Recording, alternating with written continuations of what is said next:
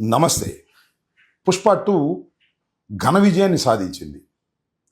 తెలుగు చలనచిత్ర సీమకి దేశవ్యాపితంగా చాలా పేరు ప్రఖ్యాతుల్ని తీసుకొచ్చింది. అంతకుముందు 'బాహుబలి' తెలుగు వారికి చాలా పెద్ద పేరుని తీసుకొచ్చింది. ఆ కలెక్షన్ల రికార్డును కూడా ఛేదించుకొని ముందుకు వెళ్ళే దశకు వెళుతుంది. అంటే తెలుగువారు సృష్టించినటువంటి ఒక రికార్డుని మరొక తెలుగువారు దాన్ని అధిరోహించేటటువంటి పరిస్థితి రావటం నిజంగా తెలుగు ప్రజలకి, తెలుగు మాట్లాడుతున్నటువంటి ప్రాంతానికి, తెలుగు చలనచిత్ర సీమకి చాలా గొప్ప పేరుగా నేను భావిస్తున్నాను. అంతకుముందు చాలా చూసాం పాన్ ఇండియా చిత్రాలు. రజనీకాంత్ దేశవ్యాప్తంగా, ప్రపంచవ్యాప్తంగా చాలా కలెక్షన్ చేసినటువంటి వ్యక్తి. అలాంటి కోవకు ఇవాళ మన తెలుగువారు, మరి ముఖ్యంగా అల్లు అర్జున్ ముందుకు వెళ్ళడం అనేది చాలా గొప్ప విషయంగా నేను భావిస్తున్నాను. అంతకు ముందు కూడా అల్లు అర్జున్ గారి కన్నా ముందు అల్లు రామలింగయ్య గారి కుటుంబం నుంచి వచ్చినటువంటి అల్లు అరవింద్ గారు చిరంజీవి గారిని కూడా పాన్ ఇండియా యాక్టర్ చేయాలనేటువంటి ఉద్దేశంతో హిందీలో కూడా సినిమాలు తీశారు. కానీ అంతగా విజయం సాధించలేదు, అంత స్థాయికి ఎదగలేకపోయారు. కానీ ఇవాళ అల్లు అరవింద్ గారి కుమారుడైనటువంటి అల్లు అర్జున్ పాన్ ఇండియా స్థాయికి వెళ్ళటమే కాకుండా చాలా పేరు ప్రఖ్యాతులు సంతరించుకున్నారు. ఇది వారికి అందరికీ కూడా చాలా గర్వకారణం. నిజం చెప్పాలంటే తెలుగువారు, అదేవిధంగా అల్లు అర్జున్ కుటుంబ సభ్యులు, మెగా కుటుంబ సభ్యులు కూడా చాలా పండుగ చేసుకోవలసినటువంటి సందర్భం. కానీ పండుగ చేసుకోలేకపోతున్నారు, చాలా బాధపడుతున్నారు, లోన్లీగా ఫీల్ అవుతున్నారు. దీనికి కారణం రేవతి దారుణంగా ఒత్తిడిలో మరణించటం. రేవతి ఎక్కడ మరణించింది? 'పుష్ప' సినిమా రిలీజ్ రోజున సంధ్యా థియేటర్ దగ్గర మరణించింది. ఆ సంధ్యా థియేటర్కి చిత్రం చూడటానికి హీరోనే సాక్షాత్తు వెళ్ళాడు. ఆ ఒత్తిడిలో ఆమె మరణించింది. ఇది జరిగినటువంటి సత్యం. దీనికి కారణం ఎవ్వరు? దీనికి కారణం డైరెక్ట్గా ఆ సినిమా హీరోనే. ఆ సినిమా హీరో వెళ్ళడం వల్లే ఆమె హత్య గావించబడింది అనేటువంటి మాటలు మాట్లాడుతున్నారు. చివరికి అల్లు అర్జునే మర్డర్ చేశాడనే స్థాయికి సాక్షాత్తు ముఖ్యమంత్రి గారే శాసనసభలో మాట్లాడినటువంటి వైనాన్ని చూసినప్పుడు నాకు కించిత్ బాధ కలిగింది. నేను ఈ సందర్భంగా చాలా స్పష్టంగా చెప్పదలుచుకున్నాను. రేవతి మరణించటానికి అల్లు అర్జున్ నైతిక బాధ్యత వహించవలసిందే తప్ప చట్టపరమైన బాధ్యత వహించవలసిన అవసరం లేనే లేదు అనేది నా అభిప్రాయం. ఇవాళ దీనికి చట్టపరమైన బాధ్యత వహించవలసింది తెలంగాణ ప్రభుత్వం, తెలంగాణ పోలీసులు నిస్సందేహంగా. ఎందుకంటే అల్లు అర్జున్ కొత్తగా ఆ థియేటర్కి వెళ్ళడం లేదు. తన సినిమా ఎప్పుడు రిలీజ్ అయినా తాను వెళ్ళి చూసేటటువంటి ఒక సాంప్రదాయం ఉంది కుటుంబ సమేతంగా. అదే క్రమంలో వెళ్ళాడు, పర్మిషన్ పెట్టాడు, పర్మిషన్ ఇచ్చారని అనుకున్నారు, ఇచ్చినట్టుగా కూడా కోర్టులో చెప్పారు. కానీ మన శాసనసభలో రేవంత్ రెడ్డి గారు పర్మిషన్ ఇవ్వలేదని చెప్పారు. ఇవ్వకపోతే నేను అడుగుతా ఉన్నా, ఇక్కడ ఒక భారత పౌరుడిగా అడుగుతా ఉన్నా, పర్మిషన్ ఇవ్వకపోతే అల్లు అర్జున్ ఇంటిలో నుంచి బయటకు వచ్చేటప్పుడే ఎందుకు పోలీసులు నివారించలేకపోయారు? ఎందుకు థియేటర్ దగ్గరికి వచ్చిన తర్వాత తలుపులు తెరిచి లోపలికి ఎందుకు ఎలవ్ చేశారు? దీనికి సమాధానం పోలీసు వారు ఇప్పుడు చెప్పాలి కదా, అప్పుడు కాదు, ఇప్పుడు చెప్పాలి. కోర్టులో కూడా చాలా స్పష్టంగా పర్మిషన్ ఉంది కాబట్టే నేను వెళ్ళానని కాగితాన్ని కూడా చూపించారు. పర్మిషన్ ఇవ్వకపోతే నోటీసుని మీరు ఇవ్వాలి కదా, మేము పర్మిషన్ ఇవ్వలేదు, మీరు ఆ థియేటర్కి వెళ్ళడానికి వీలు లేదు అని పోలీసు వారు ఆ థియేటర్ యజమానులకు కానీ హీరోకి కానీ ఇవ్వాలి. హీరోని వెళ్ళకోకుండా నియంత్రించాలి. నియంత్రించడంలో విఫలమైనటువంటి పోలీసు వారు ఇవాళ చాలా మాటలు చెప్తున్నారు. రేవంత్ రెడ్డి గారు శాసనసభలో మాట్లాడిన తర్వాత నాకు ఆశ్చర్యం వేసింది ఏంటంటే, అల్లు అర్జున్ 302లో ముద్దాయి అనే పద్ధతుల్లో మాట్లాడుతున్నారు, మర్డర్ చేశాడనే పద్ధతుల్లో మాట్లాడుతున్నారు. ఎలా మర్డర్ అవుతుంది అది? There is no negligence in the part of hero, there is no intention in the part of hero. అలాంటి ఇంటెన్షన్ లేని, అదేవిధంగా నెగ్లిజెన్స్ లేనటువంటి అల్లు అర్జున్ని ఒంటరి వాడిని చేసి వేధించాలనేటువంటి ప్రయత్నం ఇవాళ తెలంగాణ ప్రభుత్వం, రేవంత్ రెడ్డి గారు, కాంగ్రెస్ పార్టీ, ఒక సెక్షన్ ఆఫ్ మీడియా, విశ్లేషకులు అని చెప్పబడుతున్న కొందరు ఒక్కసారిగా మీదపడి మనశ్శాంతి లేకోకుండా అల్లు అర్జున్ని చేయటం నాకు చాలా బాధ కలిగిందని మనవి చేస్తున్నా. అల్లు అర్జున్ నాకేమీ మా పార్టీ వాడు కాదు, నాకేమీ సంబంధం లేదు. అయినా కూడా ఒక అన్యాయంగా, అక్రమంగా ఒక హీరోని, తెలుగు హీరోని, పేరు ప్రఖ్యాతులు తీసుకొచ్చిన హీరోని ఇబ్బంది పెడుతున్నప్పుడు మాట్లాడటం ఒక భారత పౌరుడిగా నా ధర్మంగా నేను భావిస్తున్నాను. దీన్ని తీవ్రంగా నేను ఖండిస్తున్నానని కూడా ఈ సందర్భంగా చెప్పదలుచుకున్నాను. అవునండి, తప్పే ఉంది. ఆయన జైలుకి వెళ్ళాడు, తీసుకువెళ్ళారు, ఒక రాత్రి జైల్లో నిర్బంధించారు. చట్ట ప్రకారంగా బెయిల్ తీసుకుని బయటకు వచ్చాడు. వస్తే అందరూ తోటి హీరోలు వెళ్ళి పలకరించారు. పలకరిస్తే తప్ప? పలకరిస్తే అది ఘోరమా? పలకరించడం ఏమైనా నేరమా? పరామర్శించడం ఏమన్నా తప్ప? అదేమంటే ఆయన కాలు ఇరిగిందా, చెయ్యి ఇరిగిందా, కిడ్నీ పోయిందా అంటే కాలు, చెయ్యి, కిడ్నీ పోతేనే వెళ్ళి పలకరిస్తారా? ఒక హీరో చెయ్యని నేరానికి జైలుకి వెళ్ళి వస్తే పలకరించడం వారి ధర్మమని భావించారు, వెళ్ళారు. ఈ పలకరించిన వాళ్ళంతా రేవతి కుటుంబాన్ని పలకరించడానికి వెళ్ళలేదంటే వాళ్ళకి ఆ బాధ్యతగా వాళ్ళు ఫీల్ కాలేదు. That is their prerogative. మీరెవరు మాట్లాడటానికి అంటున్నా? ప్రభుత్వం వారికి చేయవలసిన సహాయం చేయాలి. ఇవాళ అల్లు అరవింద్ గారు కానీ, అల్లు అర్జున్ గారు కానీ ఆ కుటుంబానికి కావాల్సినటువంటి కార్యక్రమాలు మేము చేస్తామని ప్రామిస్ చేశారు. అయితే మీరు ఎందుకు మాట్లాడలేదు, మీరు ఎందుకు వెళ్ళలేదు అంటే ఎట్లా మాట్లాడతారు, ఎట్లా వెళ్తారు?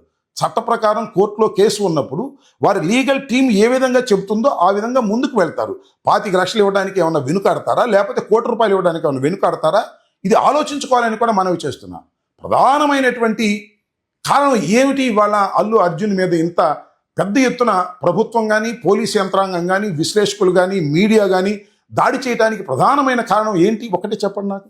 ప్రధానమైన కారణం ఒక్కటే, కడుపు మంట, ఈగోయిజం, నా పేరు చెప్పలేదనేటువంటి ఒక తాపత్రయం. దాన్ని ఈగోగా ఫీల్ అయిపోయి నా పేరు చెప్పలేదు కాబట్టి ముఖ్యమంత్రిని అగౌరవపరిచారనేటువంటి ఉద్దేశంతో ఇంత కక్ష సాధింపు చర్యలకు పాల్పడటం ప్రజాస్వామ్య చరిత్రలో ఇది తొలిసారని కూడా ఈ సందర్భంగా నేను మనవి చేస్తున్నా. చాలా విషయాలు చూసాం మనం. పాపం అల్లు అరవింద్ గారిని చూసినప్పుడు నాకు బాధేస్తుంది.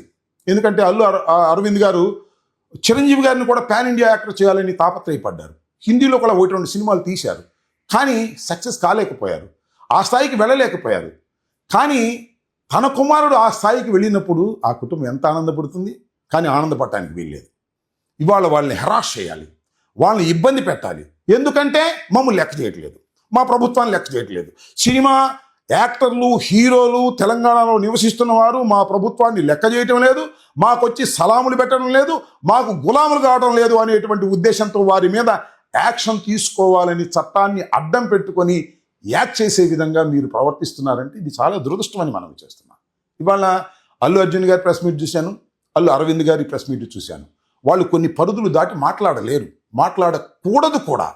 చాలా తెలివిగా మాట్లాడుతున్నారు, చాలా ధర్మంగా మాట్లాడుతున్నారు. ఎందుకంటే కోర్టులో పెండింగ్లో ఉంది కేసు, తాత్కాలికమైన బెయిల్ మీదే ఉన్నారు. కాబట్టి వారు మాట్లాడటం ఎంతవరకు మాట్లాడాలో అంతవరకే వారు మాట్లాడుతున్నారు. కానీ రేవంత్ రెడ్డి గారు కానీ, రేవంత్ రెడ్డి గారి పార్టీ కానీ శాసనసభలో ఇష్టం వచ్చినట్టు మాట్లాడతారు. శాసనసభలో మాట్లాడిన దాన్ని ఇమ్యూనిటీ ఉంటుంది కాబట్టి కోర్టు ప్రశ్నించడానికి వీల్లేదు. కాబట్టి ఏకంగా ఏమన్నాయంటే ఈ అల్లు అర్జున్ గారు మర్డర్ చేశారు, మర్డర్లో ఉన్న వాళ్ళకి మనం ఎగ్జంప్షన్ ఇస్తామా, సెలబ్రిటీస్ ఎగ్జంప్షన్ ఇస్తామా, ప్రివిలేజెస్ ఇస్తామా అనేటువంటి మాట ఇవాళ సాక్షాత్తు ముఖ్యమంత్రి గారే శాసనసభలో మాట్లాడిన తర్వాత ఒక విధంగా శాసనసభను దుర్వినియోగం చేశారనేటువంటి మాట నాకు అనిపిస్తూ ఉన్నదని కూడా ఈ సందర్భంగా నేను చెప్పదలుచుకున్నాను. అయితే అల్లు అరవింద్ చాలా ఒంటరివాడు. అందువల్ల అల్లు అర్జున్ని, వారి కుటుంబాన్ని ఇబ్బంది పెట్టాలి అనేటువంటి భావనతో మీరు ప్రయత్నం చేస్తున్నారు నేను అనుకుంటున్నాను. నాకు అల్లు అర్జున్ గారైనా, చిరంజీవి గారైనా, పవన్ కళ్యాణ్ గారైనా, బాలకృష్ణ గారైనా, మరొకరైనా ఎవరైనా ఒకటే. కానీ నాకు కొంత ప్రేమ మెగాస్టార్ గారి మీద ఉంటుంది. దానికి ఎందుకో నేను చివరిలో చెప్తాను. మీకు ఇక్కడ ఇంకో విషయాన్ని కూడా గుర్తు చేస్తా. బాలకృష్ణ గారు, రాజశేఖర రెడ్డి గారు ముఖ్యమంత్రిగా ఉన్న సమయంలో బాలకృష్ణ గారి ఇంట్లో రివాల్వర్ పేలింది, కొందరు గాయాలయ్యాయి. కానీ ఆ ప్రభుత్వం ఎలా ప్రవర్తించింది? ఒక ధర్మంగా, ఒక మర్యాదగా ఆయన మీద కేసు బుక్ చేసి ఒక పద్ధతి ప్రకారం నడుచుకున్నటువంటి విషయం కక్షపూరితంగా వ్యవహరించలేదని ఆ రోజున రాజశేఖర రెడ్డి గారికి ప్రశంసలైంది ఆయన కూడా ఈ సందర్భంగా నేను మనవి చేస్తున్నాను.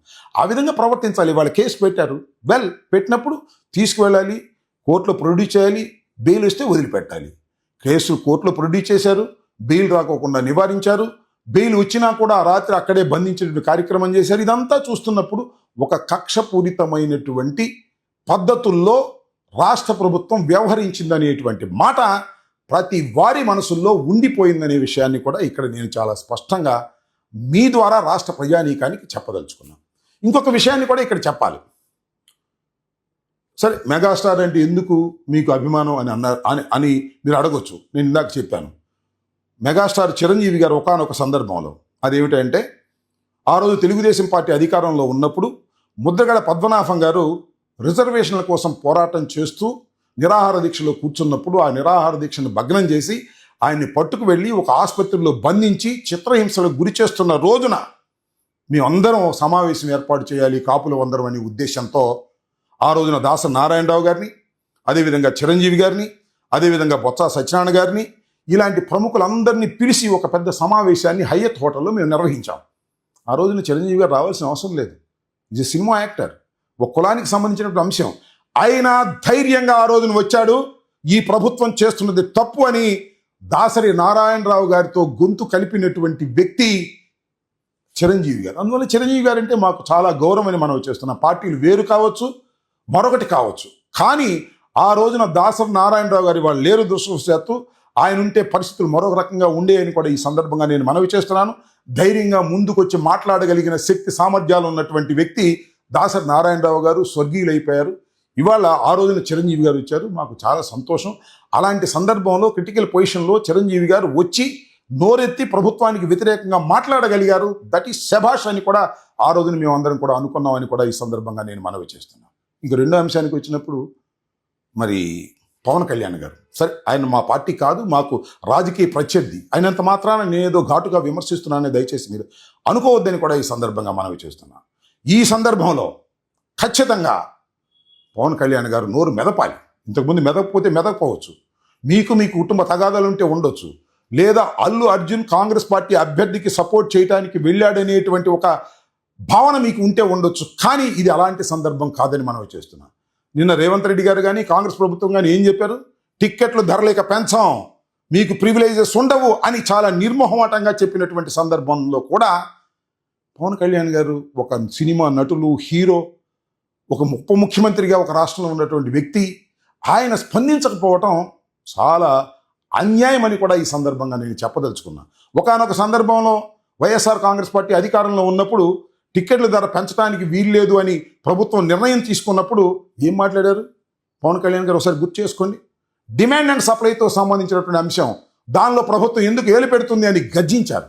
అంతేకాదు, ఇది రెడ్లు వ్యవహారం మీరు తేల్చుకోండి అని ఆ రోజున ఒక రెడ్డి గారిని ప్రొడ్యూసర్ని రెడ్లు వ్యవహారం మీరు వెళ్ళి తేల్చుకోండి అనేటువంటి మాట మాట్లాడారు. నేను ఇవాళ ఇది కాపులు వ్యవహారం అని అంటలా, కానీ ఒక సినిమాకు సంబంధించినటువంటి అంశంలో పవన్ కళ్యాణ్ గారు ఎందుకు మాట్లాడటం లేదు? కేవలం మీరు అల్లు అర్జున్ మీద కోపంతో మాట్లాడలేదా? లేకపోతే రేవంత్ రెడ్డి గారు అంటే మీకు భయమేసి మాట్లాడలేదా? న్యాయం మాట్లాడవలసినటువంటి ధర్మం మీకు లేదా? న్యాయం ధర్మం మాట్లాడుకోకుండా కాముగా మౌనంగా ఉండటం చాలా అన్యాయం, దురదృష్టకరమని కూడా ఈ సందర్భంగా నేను చెప్పదలుచుకున్నాను. ఈ సందర్భంగా నేను చాలా స్పష్టంగా చెప్పదలుచుకున్నది ఏమిటంటే, రేవతి మరణం చాలా విచారకరం. రేవతి గారి మరణం కానీ, ఆ కుమారుడు ఆ స్థితిలో ఉండటానికి కానీ ఖచ్చితంగా అల్లు కుటుంబం, అల్లు అర్జున్ సినిమా ఫీల్డ్ నైతిక బాధ్యత వహించవలసిందే తప్ప, చట్టపరమైన బాధ్యత వహించవలసింది రాష్ట్ర ప్రభుత్వం, పోలీసు యంత్రాంగమే తప్ప మరొకరు కాదు అనే విషయాన్ని చాలా స్పష్టంగా నేను ఇక్కడ చెప్పదలుచుకున్నానని కూడా మనవి చేస్తున్నాను. అంతేకాదు, జైలు నుంచి విడుదలైన తర్వాత అల్లు అర్జున్ గారు ప్రవర్తించినటువంటి తీరు చాలా తెలివిగా ప్రవర్తించారు, చాలా ధర్మంగా ప్రవర్తించారు. ఎంతవరకు మాట్లాడాలో అంతవరకే మాట్లాడారు. వారు ఎంత ఆవేదన చెందుతున్నారో నిన్న నేను చూసినటువంటి ప్రెస్ మీటు బట్టి నాకు అర్థమవుతుంది ఏంటంటే, కక్కలేక మింగలేక బాధపడుతున్నారు. వారు ఏకాకులని మాత్రం మీరు దయచేసి అనుకోకండి. పరిస్థితులు విషమిస్తే వారు మరింత శక్తిమంతులవుతారనేది కూడా గుర్తుపెట్టుకోండి. చాలామంది సినిమా యాక్టర్లు కూడా కాముగా ఊరుకుంటున్నారు. మీకు ఆ పరిస్థితి వస్తే ఏంటో ఆలోచించుకోండి. అందరూ ఐక్యంగా దీన్ని ఆలోచించండి. దీనిలో ఈశాన్ మాత్రం కూడా తప్పు లేని హీరోని ఒత్తిడి పెట్టి, ఇబ్బంది పెట్టి ఏదో చేయాలని ప్రయత్నం చేయటం ప్రభుత్వానికి మంచిది కాదు. సరే, పోలీస్ యంత్రాంగం అంటారా? ముఖ్యమంత్రి గారు ఏం చెప్తే అది చెప్పడానికి సిద్ధంగా ఉండేటటువంటి యంత్రాంగాలు ఇక్కడైనా అక్కడైనా ఎక్కడైనా కూడా పోలీసు వారు కూడా చెప్తున్నారు ఇవాళ ఆయనదే తప్పని. ఏదో 302 లాగా మాట్లాడుతున్నారు. It is not a 302. అసలు ఆయనకి ఏమీ తెలియదని చాలా స్పష్టంగా చెప్పాడు. నాకు తెలియదు, చనిపోయిన విషయం కూడా నెక్స్ట్ డేకి తెలిసింది అని. ఇలాంటి అన్యాయమైనటువంటి ఆరోపణలు శాసనసభాముఖంగా చేసి ఆయన ఇబ్బంది పెట్టాలని ప్రవర్తించడం, అల్లు అర్జున్ గారి ఇంటి మీద ఓయుజేఏసీ పేరుతో దాడి జరగటం, ఇంటి లోపలకు ప్రవేశించి కుండీలు పగలగొట్టడం, హింసను సృష్టించడం అనేది ప్రజాస్వామ్యవాదులందరూ కూడా ఖండించాలని నేను భావిస్తా ఉన్నా. వారు విద్యార్థులని నేను అనుకోవటం లేదు, వారు గూండాలని నేను భావిస్తున్నాను. ఎందుకంటే రేవంత్ రెడ్డి గారు శాసనసభలో ఆవేశపూరితమైనటువంటి ఉపన్యాసం చేసి ఎప్పుడైతే అల్లు అర్జున్ మీద నిప్పులు చెరిగారో, ఆ నిప్పులు చెరిగిన తర్వాత కొందరు గూండాలు ఈ విధమైనటువంటి చర్యకు పాల్పడ్డారని నేను భావిస్తున్నాను. ఇది శ్రేయస్కరం కాదు. హైదరాబాద్ అనేది ఒక అంతర్జాతీయమైనటువంటి సిటీగా ఆవిర్భవిస్తున్నటువంటి ఈ తరుణంలో ఇలాంటి దౌర్జన్యకాండాలు చేయటం వలన హైదరాబాద్ పేరు ప్రఖ్యాతులు పోతాయి. చట్టపరంగా యాక్షన్ తీసుకోవడానికి కావాల్సినటువంటి అన్ని ఏర్పాట్లు రేవంత్ రెడ్డి గారు చేస్తున్నప్పుడు ఈ విధంగా దౌర్జన్యం చేయటం, బెదిరించడం అనేది సమంజసం కాదు. అందరూ ప్రాంతాలకు అతీతంగా అందరూ ప్రజాస్వామ్యవాదులు దీన్ని ఖండించాలని నేను ఈ సందర్భంగా విజ్ఞప్తి చేస్తున్నాను. ధన్యవాదాలు.